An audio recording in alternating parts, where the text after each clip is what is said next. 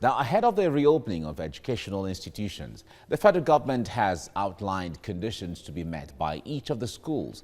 They have advised the schools to put in place preventive measures against COVID-19 before announcing reopening dates. All institutions of learning must have hand-washing facilities, body temperature checks, body disinfectants at all entering points to their major facilities, including the gates, hostels, classes and offices. The whole premises of each institution must be decontaminated, and all efforts must be geared towards maintenance of the highest level of hygiene. Institutions must also ensure social and physical distancing in class sizes and eating spaces. All right, I have joining me now a social entrepreneur and CEO, Teach for Nigeria, Folawe Omikunle. Folawe, good morning. It's good to have you join me right now. When it comes to the guidelines by the federal government, it's really interesting because one would say, of course, that is the way to go. But if we have to narrow it down to the practicality of it, or if there's a word like that, to be very practical about this, how challenging would it be to implement, especially in the area of physical or social distancing among students in the school? Thank you very much, Mike, and good morning once again. And I think that we are asking really premature questions with regards whether schools should open, and we're giving guidelines as to how schools should open. I think we haven't sufficiently defined for ourselves what is the ultimate goal of reopening schools. For what purpose are we reopening schools? And when you look at these guidelines, I've gone through it myself, and it looks like a wish list. The guidelines make me think if we really, and questions whether we really understand the context of the schools that we have in our country. I mean, I have visited several of those schools, and before the implementation of school closure, I saw the condition of some of those schools, the facility, the infrastructure. Like, we're talking about maintaining the topmost hand hygiene and for children to wash their hands for at least 20 seconds. Majority of these schools do not even have water facility. They do not have running water. The class sizes, I mean, the air circulation, like all of those things are not in place for us to truly be able to open schools. So it's unrealistic. And I don't think that there is any way that schools should reopen without putting those things in place or having those things in place. I think there are two options for us. It's either we're able to find the vaccine or an effective cure, or we put really top standards and measures in place to enable us to be able to open the schools. So would you advocate that in your advice and observation or assessments that originally schools should not really open yet? Is that your opinion?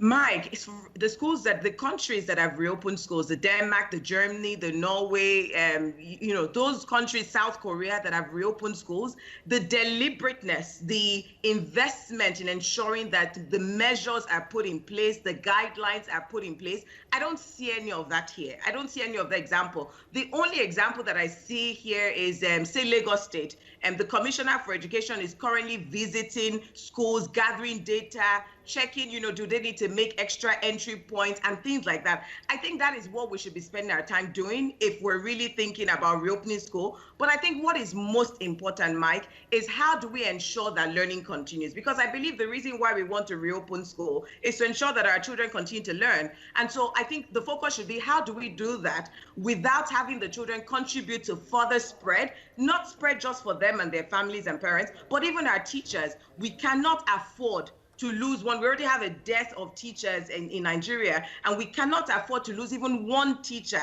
just because of our carelessness. So I'd say, how do we focus on ensuring children continue learning? And how do we focus on supporting parents and teachers to be able to support the process of learning? And that's what we should be doing, and not focusing on reopening of schools and putting guidelines in place to reopen schools. All right. We must thank you very much for your insight into this. Folawe Omikunle, CEO, Teach for Nigeria. Thank you so much. Good morning. Thank you. Now, if we cast our minds to more developed countries where schools are opening, like in China, like specifically in Wuhan, for instance, with the reports we've gotten and videos that came out of there, we saw some very deliberate efforts towards maintaining highest levels of hygiene, monitoring students going into classes and all of that. Now, the government has come back here in Nigeria, the government has come up with some guidelines. there is no clarity as to whether the local government, state government, or even the government itself is going to assist or become involved in the process of helping schools to come up with some of these.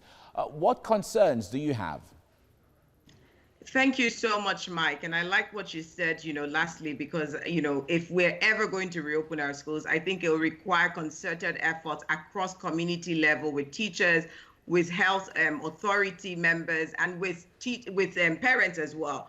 I went through the guidelines, Mike, and it makes me think, if those guidelines are set for private schools in Nigeria, which accounts for less than 10% of our schools, or if indeed that those guidelines are directed towards our public schools and the schools that are serving the masses. The reason is because the schools that we closed and the schools that are currently closed that we left, this current states that they're in, the current infrastructure, the facilities in place, if we're planning those guidelines to reopen those schools that we left closed, then we're setting ourselves up for disaster.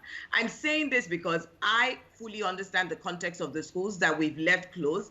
And these schools are schools where we cannot confirm. I cannot say to you that they have, running water, they have hygiene facilities, they have sanitary facilities. I cannot say to you that they have conducive classroom environment for students to go, for them to really practice physical distancing, for them to be able to have their mandated mask on throughout. There's some of these schools that have such limited number of teachers, they don't even have security at the gate. So I'm just wondering how, when you think about countries like Germany, a lot of schools in Germany right now have students going on tests every 4 days. And so I'm just wondering if individuals and citizens, adults, and even children in this country right now, people are begging to get tested. There are people who are displaying symptoms and not even able to access, testing facilities. So I'm just wondering, like, all of these things, and then we're here thinking about reopening schools, and we're here thinking about guidelines where I think we haven't dealt with the issues. The issues, we can't wish them away. The issues are still there. Infrastructural issues of school, quality of teachers, access to devices or technology devices, learning materials, teaching aids. All of these issues still exist. I think what we should be focusing on right now is, how do we address all of this? How do we deal with this? But while doing that, how do we ensure children continue learning? And also, how do we ensure, because one of the things that I've said to people is, we can afford loss of learning or loss of lessons. We cannot afford loss of lives. So how do we ensure that we can find ways to continue to engage our students and continue to ensure that they are learning during this period? And I think that's what the focus should be. We're not prepared to reopen our schools. Our schools, the current state that they're in, will not allow for those guidelines to be implementable or even, to be able to be executed in any way. Okay. Now, how impactful or effective has been the issue of online and on-air lessons that we have seen in some of the schools, especially more of tertiary institutions? But for secondary schools, we have seen, there are some radio stations and TV stations in Ogun State, also in Lagos State, that dedicated time belt to teaching students on air. How impactful or effective is that? So, Mike, I'll tell you that, I don't have that much data to really back up, what extent of impact and that some of these channels are providing. But what I know is that children are in some way, in some states, engaged. We don't have a dedicated radio or television station that is playing back-to-back lessons and sessions. So we're still having communities that are dealing with issues of power, dealing with issues around connectivity, dealing with all of these various issues, that I think the only way that we can really assess whether learning is taking place or not is through engaging the teachers and the parents. I see, and to your point about this collaborative role and function, I think there's so much more that teachers could be doing with how they're assessing learning. I think also it's bringing them even to understand the instructional design of the materials and the lessons going on radio, going on television. So what do they need to do? And all of this has to be community-based. It has to be locally led. We can't sit in Aso Rock or we can't sit in Abuja deciding for states and deciding for communities and local government areas around how to ensure that teaching and learning is happening, but there's a role here there's a place here to really engage parents and teachers to help with the assessment. There's a quick example.